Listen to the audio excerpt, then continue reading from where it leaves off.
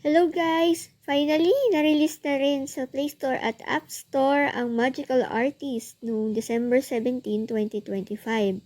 Ito ay isang audible art simulation and management game na dinevelop ng Prudence Interactive. Kung naalala nyo, sila yung nag-develop ng Prudence Screen Reader, Glory Frontline at yung iba pang mga audible games. Alam nyo, sobrang inaabangan ko to at excited na akong explore ito at i-share ito sa inyo. So, tara na! Magical Artist. App Magical Artist. This is a vertical screen. Ayun, so kung halimbawa kaka-install nyo lang yung game, may mga permissions na lalabas. So, allow nyo lang yun. Tapos ito, may mga reminder siya kung anong gagawin habang naglalaro nitong game. Kasi actually, itong game na to ay pwede natin malaro gamit ang Explore by Touch, right swipe, left swipe, at pagtatap. Ayan. So, accessible naman siya. So, ito, nire-remind lang niya tayo kasi sabi nila, for best experience, kumbaga, mas magagamit malalaro natin tong game na to habang turn off yung screen reader natin kasi may sarili naman siyang TTS. Pero,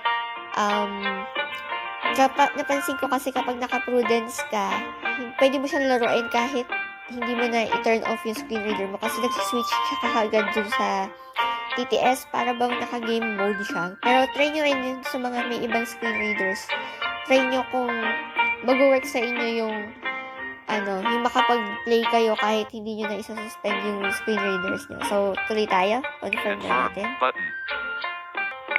Magical Artist. This is a vertical screen simulation management game.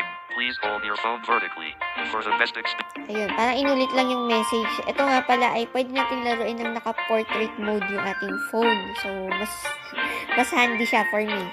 Sa totoo lang kasi naka-portrait mahahawakan ko. So, confirm lang natin ulit. Magical Artist. Note, touch operations are not available during the tutorial. Please familiarize it. So, confirm lang din natin. Magical Artist. English button. So, English yung default language naman kasi yung system language ko. So, ayan. Account number. va.nins.vadina. Ayan. So, ito yung login screen ng ating game.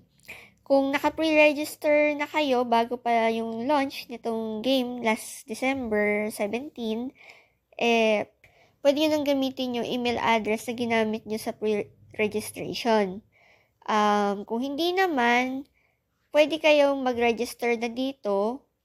Ilalagay nyo lang yung email address na gusto nyong gamitin, tapos obtain yung verification code, then kopyahin nyo lang yung number or verification code na makikita nyo sa email nyo.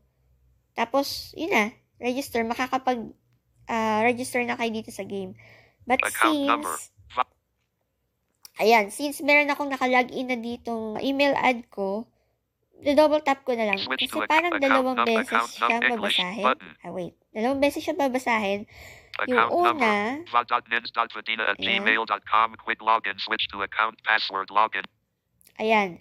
Pag unang beses niyo marinig yung email ad, for example sa case ko, pag dinouble tap ko yan, pwede akong mag-switch to another account. So, makiklear yan. Pero kung gusto kong mag-quick login na lang, dito ako sa pangalawang. Yung pangalawang beses niyang pinasa. Ayan, nakalagin na siya. Yes. Yan, nakalagin na siya. Pero note guys kapag unang beses niyo palang nag-login sa game, medyo patience lang sa pag-load kasi medyo matagal mag-load. Pag unang beses lang naman, wait lang kayo at least 5 minutes maybe. Basta siguro nyo lang na maganda yung internet connection nyo at malakas siya para mas mabilis siya mag-load. Pero sa mga susunod na pag-login nyo naman, mabilis na. Gaya nito. The game has built-in screen reader assistant. So, nire-remind na nila tayo dito na meron tayong built-in screen reader assistant, yung game. At kailangan natin i-turn off yung screen reader. Pero sabi ko nga, pwede natin laruin pa rin to kahit hindi ko to i-turn off. So, i-double tap ko lang to. Magical Artist. Tingnan natin kung talaga effective. Ayan, sinabi na niya audible game. Sabi nag-load na. Notice, loading. Double click to confirm. Enchanted canvas. Tap enter. Swipe left right to select. Double click to confirm. Ayun lang, medyo mabilis. Pero huwag kayong mag-alala. Pag nasa loob naman tayo ng game, pwede na natin i-adjust yung TTS niyan eh. So, double tap lang Choose your tayo. starting appearance. Swipe left right to select. Double click to confirm.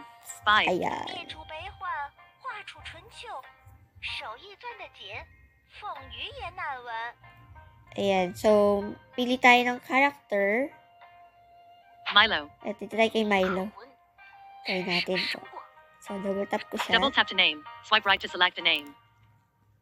Random name. Random name. Double click to confirm. Random name. So, pwede kayong mag-random name or itong part na hindi niya Double click to binabasa confirm. ay... Teka lang. Double click to random name. Oo. Double click to confirm. Itong part na hindi niya binabasa Random name. bago yung random name, pwede natin i-double tap to para pwede na tayo magsulat ng pangalan ng gusto nating pangalan ng character. So, itry natin.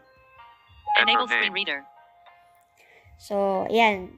Ito naman, halimbawa kung nakasuspend yung screen reader nyo, kunyari tinurn off nyo siya sa umpisa ng game, automatic mag-on yung screen reader natin para makapag-type tayo ng pangalan. Enter name. Ayan o. Edit box. So, ano ba pangalan natin? Shift. Shift enabled. Capital X. Capital C. Shift. 5. T. Y. Side. Space. Side. Confirm. Button. Side. Swipe right to confirm. Random name. Double click to confirm. Hanggang dito lang muna tayo, guys. Bibitinin ko muna kayo. Kasi marami tayong pwedeng gawin sa game na to. Sa susunod na video ay gagawa naman tayo ng pancake. Bali, gagawin ko tong series katulad nung ginawa ko ba sa Farm RPG, kung naalala nyo. Kaya naman, subscribe na kayo kung bago pa lang kayo sa channel ko at tap na rin ang notification bell para updated ka sa mga susunod na videos. Kung interested kang subukan ang Magical Artist, ilalagay ko sa description box or sa comment section yung link para makapag-register at download ka na ng game na ito.